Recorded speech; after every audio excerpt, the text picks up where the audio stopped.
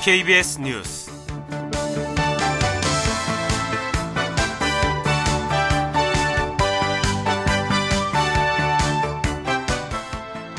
정부가 추진하고 있는 기업형 임대주택 뉴스테이의 인지도가 낮은 것으로 나타났습니다.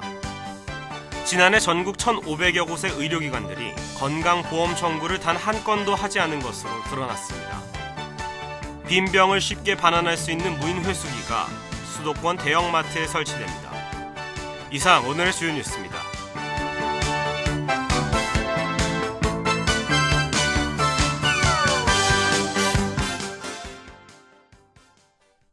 정부가 중산층용 임대주택 사업으로 올 초부터 추진하고 있는 뉴스테이의 인지도가 크게 떨어지는 것으로 나타났습니다. 지난 1월 뉴스테이 정책 발표 후 현재까지 국민 10명 중 7명이 모르는 것으로 조사됐습니다. 국토부와 토지주택연구원이 뉴스테이와 관련한 면접조사를 실시한 결과 입주 의향이 있다는 비율은 29%에 불과했습니다. 뉴스테이의 특징을 설명하고 얻은 결과에서는 8년까지 장기 거주가 가능하다는 점을 가장 큰 장점으로 평가했습니다. 연 5% 임대료 상승 제한, 누구나 입주 가능 등의 응답이 그 뒤를 이었습니다.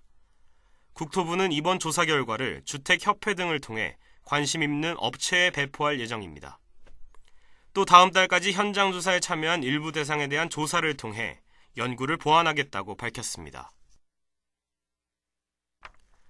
지난해 전국 1,500여 곳의 의료기관들이 건강보험 청구를 하지 않은 것으로 드러났습니다. 건강보험이 적용되는 항목이 있음에도 비급여로 속여 환자가 부담을 지게 했는지에 대해 의혹이 제기됩니다. 의원급 의료기관이 다른 종류의 기관에 비해 가장 많았고 병원급 의료기관은 14곳이었습니다.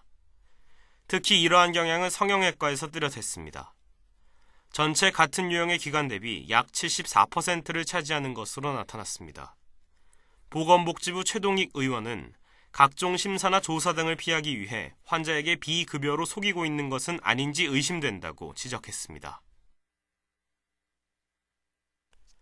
빈병을 쉽게 반환할 수 있는 무인 회수기가 수도권 대형마트에 설치됩니다.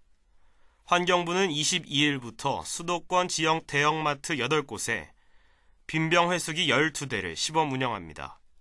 설치 지역은 서울, 인천, 수원, 안산 등 4개 도시 8개 지점입니다. 소비자가 무인 회수기에 빈 소주병, 맥주병을 투입하면 모양과 무게 등을 인식해 영수증을 발급합니다. 소비자는 영수증을 마트 고객센터에 제출해 현금으로 교환할 수 있습니다. 현재 빈병 보증금은 소주병 40원, 맥주병 50원입니다. 환경부는 보증금을 소주병 100원, 맥주병 130원으로 올리는 방안을 추진 중입니다. 시범 사업은 내년 12월까지 이어집니다. 유승광 환경부 재원재활용 과장은 더 쉬운 빈병 반환을 위해 무인 회수기 설치를 점차 늘리고 소비자 콜센터 운영도 추진할 계획이라고 밝혔습니다.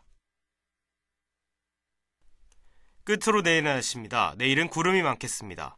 최고 기온은 26도, 최저 기온은 17도, 강수확률은 20%입니다.